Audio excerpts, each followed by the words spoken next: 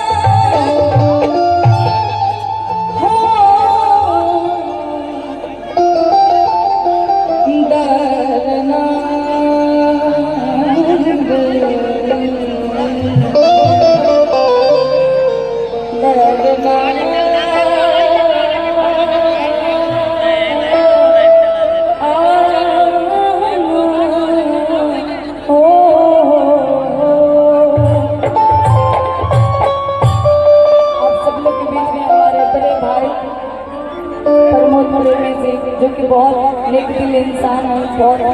अच्छे इंसान है और अच्छे गायक तो है हम चाहेंगे उनके लिए एक बार और ताली बजा दीजिए आप सब लोग बहुत अच्छे भजन गाए छठ गीत गाए हैं बस इसके बाद हम लोग गीत गाएंगे बहुत अच्छे मेरी बड़ी बहन अनामिका जी भी उपस्थित हैं बहुत बहुत धन्यवाद से हाथों के हर हाथ बाकी बड़ी सुंदर भाव में मैया रानी के दरबार में तो भक्त जाकर अर्जी लगाओ था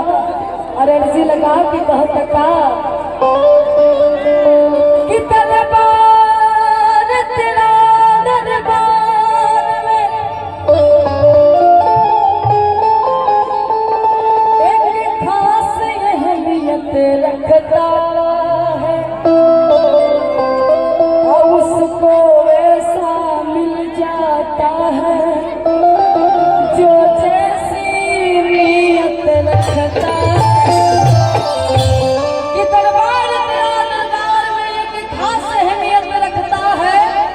उसको वैसा मिल जाता है जो जैसी नियत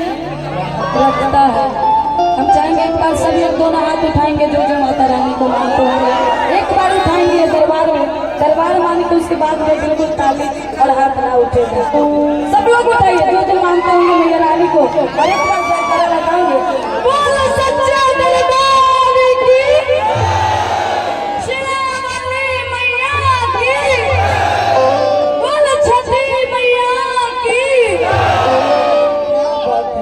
बाकी हमारी भजन हमारा अर्जी हमारा परिचय हमारा हाजिरी मैया रानी के दरबार में और कहीं उपाध्यक्ष नरेंद्र जी की तरफ से बहुत सारा प्यार आशीर्वाद गाने से पहले 500 रुपया की ऐसा ही आते जाते रहिएगा अध्यक्ष साहब बड़ा अच्छा लगेगा। भक्त कहता कि आए दुआर बनी हे देवी माई अपन परिचय हम बताई